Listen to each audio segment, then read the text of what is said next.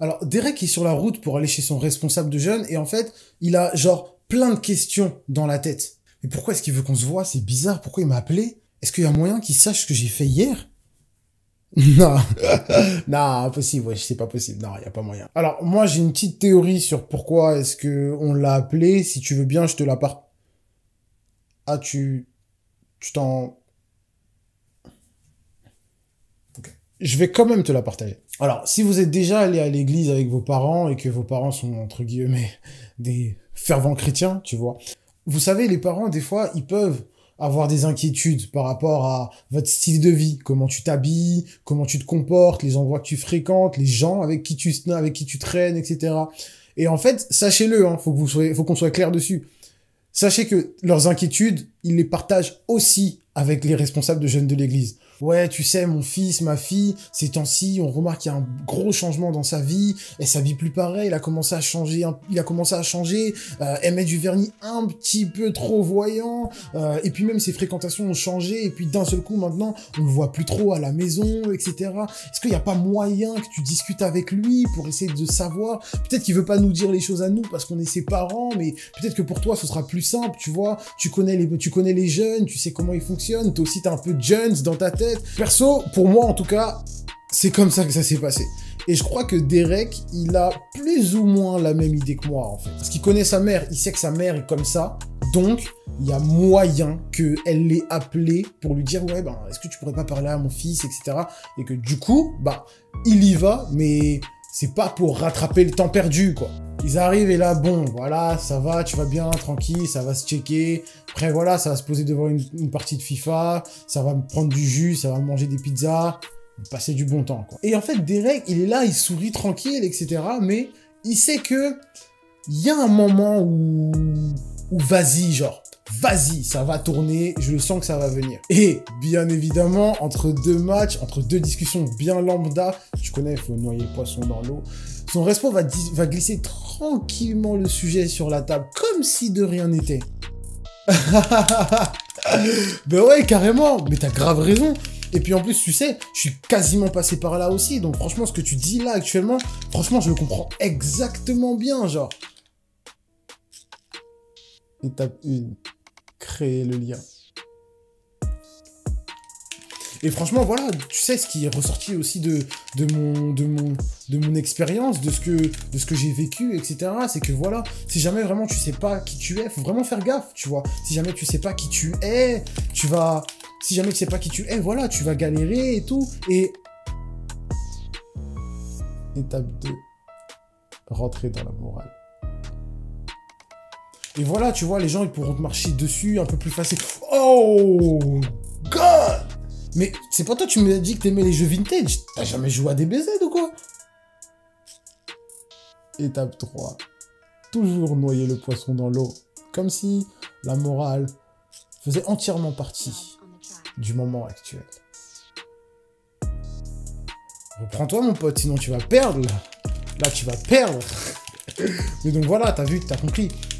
Vraiment, tu fasses gaffe, que voilà, tu cherches à te connaître, faut pas abandonner, parce que sinon, voilà, tu vas tomber, tu vas te relever, ça va être dur pour toi. Et puis même, tu vois, le Seigneur, et puis voilà, le poisson dans l'eau, il n'y a pas de vraiment de soucis. Et puis tu vois, l'ours en peluche et aussi ici. Plus la discussion avance, plus les mots de son responsable deviennent sourds. Derek est fatigué, il en a marre d'entendre le même discours qui sort de la bouche de tout le monde autour de lui. Sa famille, ses amis et même son responsable à qui il parle jamais.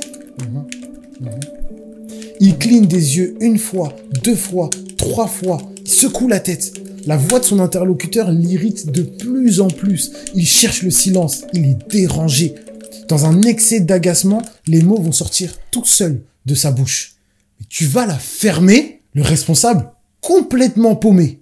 Mais Derek, calme-toi. Je me calme pas. Vous me saoulez tous avec vos fais gaffe par-ci, fais gaffe par-là. Vous êtes relous. Mais fermez-la. Vous savez.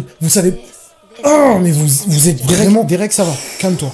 Calme-toi. Punaise. La colère de Derek monte. Il a de plus en plus chaud. Alors que son responsable essaye de le maîtriser, de le calmer, afin qu'il puisse, voilà, se calmer. Derek se lève, s'enflamme. Pas assène un coup incroyablement puissant à la tête de son responsable, qui tombe à la renverse. La bagarre éclate. Pas, incroyable. Derek, 1m70, est littéralement en train de fracasser son responsable. Ah, c'est pas possible. Celui-ci, en quelques secondes, se retrouve par terre, au sol, complètement sonné, le nez ensanglanté. Pris de panique, Derek regarde à gauche, à droite, il y a personne. Il prend vite les manettes des jeux, il met dans son sac, il en profite pour prendre 2-3 objets de valeur de la maison et court, se rue vers la porte. Alors qu'il passe la porte d'entrée et qu'il se retrouve finalement dehors, une voix résonne dans sa tête. Derek ? Derek ? Hein ? Oui ? Ça va ? Ouais, parce que non, mais on est en train de jouer, mais tu joues plus et tout, je me suis posé des questions. Non, excuse-moi. Ouais, t'inquiète. C'est un moment d'absence ou... Ouais, non, mais t'inquiète. Ça va. Derek reprend alors conscience. C'était qu'un rêve. En réalité, il n'y a jamais eu de combat. Il n'y a jamais eu de vol. Ce n'était que la manifestation mentale d'un scénario qu'il avait construit de toutes pièces dans son esprit. En rentrant sur la route, Derek est complètement dans ses pensées. Mais qu'est-ce qui s'est passé? Il est en mode genre... j'ai une hallucination ou quoi? Et alors qu'il ne regarde pas vraiment où il va, en fait, il rentre sans faire exprès. Il rentre dans un couple, dans la rue comme ça. Pas très loin de chez lui d'ailleurs. Le gars le pousse violemment. Fais attention, frère! Ah! Oui, pardon. Excuse-moi. En levant la tête, Derek voit un gars grand, balèze comme ça, on aurait dit The Rock. Et à son bras, la tentative 93.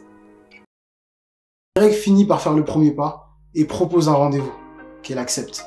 Tout content, il court dans la douche, se préparer, refait ses contours, porte une chemise, met le meilleur parfum qu'il a, et puis décide de sortir de la maison. Cependant, alors même qu'il arrivait, en lui disant « Bonjour », la fille répond simplement « Ah ». Il essaye de dire bonjour, mais gêné, il balbutie un peu. En face de lui, il y a Jason Momoa, on dirait un tank, tu veux faire quoi? Et un peu perdu, le gars en question, il regarde et il voit que quelque chose se passe et qu'il n'est pas dedans. Donc bien sûr, il s'interroge et il va demander à la fille « Quoi, tu le connais lui ?» Ce à quoi elle va répondre « Non, wesh, t'as vu comment il est? Un bolos comme lui.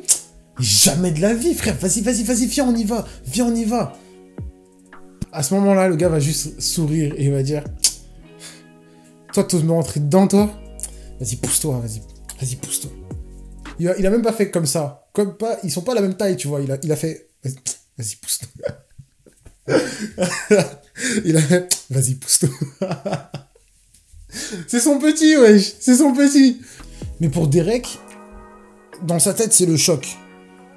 La fille avec qui il pensait pouvoir s'améliorer, devenir quelqu'un de meilleur, devenir celui qui avait toujours envie d'être, vient de le rejeter. 2 fois. Une fois en privé, et cette fois-là, en public.